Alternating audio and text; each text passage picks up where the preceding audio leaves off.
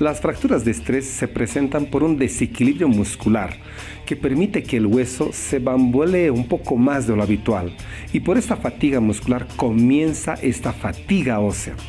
Muy pocos exámenes diagnostican la lesión en un periodo inicial, pero otros tipos de exámenes como resonancia y cintilografía ósea nos van a ayudar en diagnosticar precozmente esta lesión. El tratamiento tradicional funciona, pero implica mucho tiempo de reposo y esto pierde musculatura y además parte cardiopulmonar. Esto significa mucha pérdida de tiempo en la recuperación.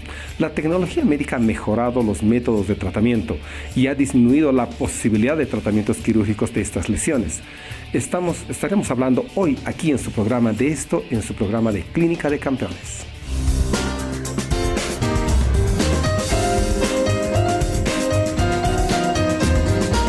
Bueno, queridos amigos, en Clínica de Campeones hoy tenemos presencia internacional. Vamos a estar con un gran amigo, un amigo del alma, él me ha invitado me ha iniciado en esto de los congresos internacionales dando conferencias, pero nada más que el doctor Carlos Leal desde Colombia, desde Bogotá, va a estar con nosotros. Él ha estudiado en la Universidad de El Bosque en Bogotá, ha hecho su doctorado en la Universidad de Harvard y ha hecho el postdoctorado en Fourth Joint Diseases y además ha hecho en Aspen Valley Clinic la parte de artroscopía. Y él está con nosotros aquí, pero además, vuelvo a recalcar, un gran amigo que ha aceptado nuestra invitación. Bienvenido, Carlos. Míos, Daniela, un placer estar de nuevo en la Clínica de Campeones, en el marco de este buen momento, en el buen mundial y con los amigos del alma de Bolivia. Excelente participar con ustedes de nuevo. Un abrazo grande. Qué bueno estar aquí con ustedes. Bueno, doctor, le damos la bienvenida y vamos a comenzar ya nomás con las preguntas y la entrevista. Comenzamos con la siguiente pregunta, doctor, y queremos saber qué es la fractura de estrés. Hombre, Daniela, tal vez se puede resumir un poco en lo que me contestaba un futbolista alguna vez. Esto ni es fractura ni es de estrés. Cuando le hablan a uno de una fractura, uno piensa que el hueso se parte en 1000 pedazos y el estrés es como que está muy estresada la gente. Pero es básicamente un término biomecánico. Eso quiere decir que el estrés mecánico es la carga que se resiste el hueso y cuando es excesiva la cantidad de fuerza que tiene contra la capacidad de regeneración que tiene el hueso, pues le gana la fuerza a la capacidad de regeneración y termina rompiéndose en microfracturas, en micropartes y generando dolor. Así que las fracturas por estrés no son poco comunes, son cosas que vemos con frecuencia en traumatología deportiva y en fútbol, especialmente en la tibia, que es en la pierna, que es la más común, pero también en el pie y en otros huesos. Perfecto, doctor. Bueno, Carlos, y en este ambiente futbolero, las fracturas de estrés por este eventualidad del campeonato mundial, hay mucha sobrecarga, partidos presionados, entrenamientos, y van a tener una semanita para llegar al mundial la mayoría de las selecciones. ¿Cómo será que se pueden producir? ¿Cómo se producen estas fracturas de estrés? Como tú dices, son fracturas que son única y exclusivamente por sobrecarga. Así que en gran parte cuando estamos hablando de alto rendimiento, tanto en fútbol como en otros deportes, incluso en medicina militar, es cuando hay excesivas cargas porque el entrenamiento no está bien dirigido. Así que es muy claro que sí puede suceder, sobre todo cuando alguien quiere participar en un mundial. De pronto las exigencias, las cargas mecánicas no son las mejores. Fíjate que no es muy frecuente encontrar fracturas por estrés en el nivel del altísimo rendimiento cuando ya van para un mundial. Se encuentra mucho más, por ejemplo, en los juveniles, y estos sí se ven un poco más frecuentemente. Pero no dejan de aparecer y es uno de los problemas que aparecen inicialmente como dolor, y cuando uno va y mira en el diagnóstico son el inicio de fracturas por estrés o síndromes de presión o shin splints, como se llaman también. Bueno, y justamente, doctor, ¿cuáles son estas señales, las señales más comunes de las que se queja el paciente cuando sufre este tipo de fractura, doctor? Daniela, es generalmente dolor, es lo primero. Es el chico, el futbolista o el atleta de alto rendimiento, cualquiera de esas que con su exigencia empieza a presentar dolor con el ejercicio. La más común de todas, que es en el tercio medio de la tibia, o sea, en la mitad de la pierna, generalmente se presenta con dolor al ejercicio. Empiezan a tener dolor al ejercicio muy localizado. El médico empieza a ver qué es lo que tiene. El diagnóstico generalmente se puede hacer hasta muy fácil, porque uno puede tocar directamente sobre el hueso y el punto de dolor con el dedito, que es el elemento diagnóstico primario que tenemos en traumatología deportiva. Pues empieza uno a sentir que hay algo ahí realmente. Uno puede empezar a verlo y diagnosticarlo a partir de esos síntomas y hacer unos exámenes especiales. Uno puede tomar una radiografía inicial, en donde normalmente no se ve mucho inicialmente, sobre todo cuando son síndromes de presión tibial o síndromes en los que hay periostitis o inflamación todavía en la fractura. El examen clásico y muy, muy positivo es la medicina nuclear, la gammagrafía ósea, se llaman así en varios lugares del mundo, en donde sí podemos ver que metabólicamente el hueso no está respondiendo a las cargas y está empezando a generar una zona inflamatoria que puede generar después finalmente una fractura. Eso es lo más importante. Bueno, y justamente Carlos iba a ese punto. La radiografía, una ecografía, ¿nos puede mostrar estas lesiones? O además de la gammagrafía, ¿hay algún otro examen que nos pueda mostrar esta lesión? Sí, Nils, lo usual es que lo primero que tomamos es una radiografía. En la radiografía uno generalmente ve las fracturas después de que las ha diagnosticado, no le sirven de mucho. Sirven cuando ya hay una fractura como tal, que se ve la que llaman los americanos la dreaded black line o la maldita línea negra, que es cuando ya se ve una línea de fractura con un abombamiento. En general, en el diagnóstico temprano no es fácil detectar una fractura por estrés o una periostitis en una radiografía. Luego, generalmente es un diagnóstico clínico al tocar al paciente, una sospecha que se ve con la radiografía para ver algunos signos que a veces no son tan evidentes, una gammagrafía ósea, que es de medicina nuclear, que es con una especificidad y sensibilidad muy alta, o sea que tenemos capacidad de diagnosticar el tema con más facilidad. Las ecografías no nos funcionan muy bien porque no es un tema de tejidos blandos ni es dinámico, entonces no nos va a funcionar demasiado. La resonancia magnética y el TAC nos pueden servir, pero nunca tanto como un examen funcional como la gammagrafía ósea, que esa sí nos da un valor muy importante. Así es de que cuando uno lo sospecha, lo usual es tener radiografías y eventualmente, si no hay fractura, una gammagrafía ósea. Y eso es más o menos lo que normalmente se hace. Perfecto, doctor. ¿Y nos podría dar una explicación de los grados de la fractura del estrés? Sí, claro. Lo primero que hay es lo que se llama síndrome de estrés tibial o de estrés del hueso. La tibia, pues obviamente es el más frecuente. El síndrome de estrés tibial o de estrés óseo simplemente tiene una inflamación bien notoria que se manifiesta sobre todo en la capa que cubre el hueso, que es el periósteo.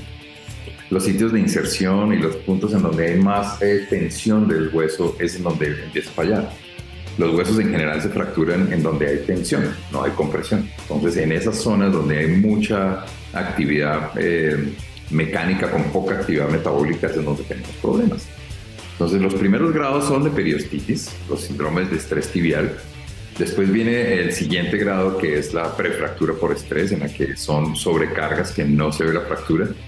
Al final se ve la real fractura por estrés, en donde se ve una pequeña línea en donde puede haber algo de inestabilidad biomecánica, metabólica, pero no mecánica. Y el gran peligro de todo esto, Daniela, niños, es que cuando ya existe una pequeña fractura de esas y a veces no se diagnostica, el futbolista sale y con cualquier trauma pequeño se hace una fractura masiva, y esa sí es la fractura grande por estrés, que requiere generalmente ya tratamientos mucho más complejos. Bueno, Carlos, en este tipo de cosas he escuchado muchas historias de muchos pacientes, no solo de alto rendimiento, sino gente que se pone a trotar porque sí y se engancha y empiezan a hacer maratones y después empiezan a hacer triatlones, pentatlones y después vienen con un dolor y dicen, bueno, doctor, he visitado 5 médicos y lo único que me dicen es que haga reposo, ¿no? Entonces, fuera de los tratamientos más modernos, ¿cuál es el tratamiento habitual para estas lesiones? No, fíjate que si uno entiende bien de qué se trata el problema, pues lo puede entender mejor para su tratamiento. Este es un tema de sobrecarga mecánica. Luego, quitar las cargas mecánicas para dejar que el hueso recupere y que no tenga tantas cargas, pues es el tratamiento primario. Si uno pudiera dejar a un atleta quieto 1 año, pues le quita la fractura por estrés, no tiene mayor problema, mientras no es una fractura completa. pero esto normalmente no sucede. Estás jugándote unos olímpicos, un mundial de fútbol como este, unas competencias importantes. Luego, claramente sí, el reposo sí es un tema importante, pero tal vez el tratamiento lo más clave en esto es entender que eso es un problema local y mecánico y no es un problema de una enfermedad sistémica. Muy difícilmente con medicamentos uno puede realmente tratar un paciente con una fractura por estrés. Así que digamos que la terapia física, el reposo inicial, el poder dejar que el hueso consolide, que recupere, que vuelva otra vez a tener su capacidad metabólica, sigue siendo el tratamiento de elección. Sin embargo, pues sí hay muchas maneras de estimular el recambio óseo para que esto sea más rápido, más efectivo y no tengamos tanto problema. Doctor, ¿y cómo ayudarán las ondas de choque en esta lesión, doctor? Daniela, eso es bien importante porque tal vez de todos los tratamientos que hay hoy en día, las ondas de choque de hueso son las que mejores resultados han dado. Las ondas de choque son ultrasonido focalizado de alta energía, que está estudiado, validado y demostrado desde el punto de vista científico, que genera recambio óseo, que mejora la capacidad osteoblástica, o sea, la generación de hueso en fracturas convencionales que no pegaron. O sea, te fracturas, te operan, una fractura de un trauma cualquiera y no pegó esta fractura, pues con las ondas de choque estamos generando una cantidad de hueso que va a generar callo. De hecho, en países como Alemania y Austria es prohibido operar un paciente cuya fractura no consolidó si antes no se hacen unas ondas de choque, porque está demostrado que tiene los mismos resultados. Luego, basados en este tema, hemos empezado a usar hace ya 20 años las ondas de choque también en las fracturas por estrés para tratar de recuperar más hueso y que el paciente o el atleta pueda regresar más rápido, ganar tiempo, mejorar consolidación ósea y evitar fracturas mayores y sobre todo recidivas, o sea, que le vuelva a pasar. Así que con un protocolo no invasivo, que es muy sencillo de colocar sobre el área, no es doloroso, le generamos una capacidad al hueso de recambio muchísimo mayor con una estimulación extracorpórea no invasiva, donde lo peor que puede pasar es que no te pase nada y lo que estás es generando un mejor hueso para que el atleta se recupere más rápido y no le vuelva a pasar. Por eso son tan importantes los protocolos de ondas de choque en fracturas por estrés. Bueno, justamente le voy a hacer un pequeño hincapié en esta parte, indicándoles de que el consejo viene de un expresidente de la Sociedad Mundial de Ondas de Choque. Es decir, más certificado que eso no creo que pueda haber. Y bueno, mi experiencia al respecto también es algo similar, tanto en acelerar consolidación de fracturas y en el tratamiento de fracturas de estrés me ha ido muy bien con las ondas de choque, tanto focal, radial, etc. Pero, Carlos, hay otros tratamientos biológicos también, como el plasma, las células madre, se habla de microelectrólisis y otro tipo de tratamientos. ¿Utilizas en combinación con las ondas de choque? ¿Recomiendas alguna de estas otras situaciones también? Nils, de nuevo es un tema en el que estás con una situación mecánica del hueso. Si pones un plasma rico en plaquetas, unos factores de crecimiento alrededor del hueso para tratar de hacerlo consolidar, como hacemos por ejemplo en las fracturas que tienen unas brechas muy grandes, o sea, 3, 5, 8 milímetros en una fractura normal, podemos rellenar un poco con células madre mesenquimales, halogénicas o autólogas, o usar un plasma rico en plaquetas. En general, sobre las fracturas por estrés no ha sido tan buena la evidencia porque es que el área es muy pequeña. Generalmente no es, ya cuando se ve que está fracturado completamente, muchas veces se prefiere hacer cirugía que hacer estimulación. Y ni las células madre locales o periféricas han mostrado mejores resultados, ni el plasma rico en plaquetas tampoco. El uso de coadyuvantes de la consolidación sistémicos, como por ejemplo usar colágenos o por ejemplo usar estimulantes de la osteogénesis, tampoco ha demostrado que aislados funcionen bien. Todo esto pues es un trabajo en equipo y muchas veces usamos unas cosas y las otras. Pero lo que es claro es que desde el punto de vista de estimulación biológica, en este caso específico sí no usamos nada combinado con células madre o con plasma porque aislados tampoco han mostrado un buen resultado. Son más costosos, tienen más problemas y son invasivos y no tienen tantos resultados tan buenos como tienen las ondas de choque que son extracorpóreas. Perfecto, doctor. Pero ¿y algún tratamiento medicamentoso adicional que pueda ayudar en tiempo a esta lesión, ¿cuál sería? Los tratamientos medicamentosos que han salido en la literatura son, por ejemplo, el uso de bifosfonatos que se usan para osteoporosis, en los cuales se trata de que el recambio óseo también mejore de la misma manera que la osteoporosis, pero tienen efectos sistémicos, entonces tampoco funcionan muy bien. El uso de coadyuvantes, como les decía, altas dosis de calcio, altas dosis de fosfatos, altas dosis de vitamina D, eventualmente han funcionado en algunas personas, pero no tienen los mismos resultados. Luego, en general, la parte medicamentosa no es tan importante como la parte mecánica en este tipo de fracturas. Así que ni las hormonas, ni el PTHRP, que es otro elemento, que es la hormona paratiroidea, no han tenido los mismos resultados en la literatura que uno pudiera esperar. Luego, casi que si tú no tienes ninguna otra herramienta y dejas el paciente quieto y solamente que se tome un analgésico, hombre, le va igual de bien que si le metes 5 hormonas y eso sí altera un poco el metabolismo general. Luego, en general, la parte medicamentosa tal vez la estamos dejando un poco a un lado. Solamente manejamos el tema de dolor para poder hacer bien las terapias físicas de estos pacientes, pero medicamentos para fracturas por estrés en general no utilizamos. Nosotros tenemos que irnos a un pequeño corte, pero vamos a volver con más información médico-deportiva aquí en Clínica de Campeones.